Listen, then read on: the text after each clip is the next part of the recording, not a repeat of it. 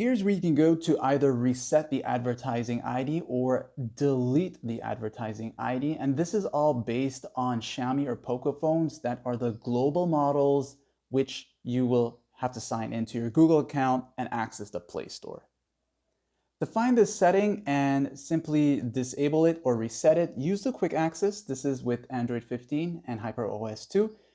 Once you go into the settings of your Xiaomi or Poco phone here, you want to go down to the part that says privacy right here.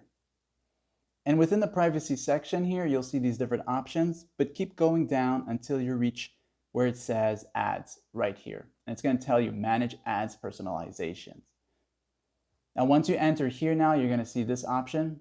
And if you go down a little bit, you'll see the two of them. So resetting it basically lets you stick with the actual advertising ID that your phone came with.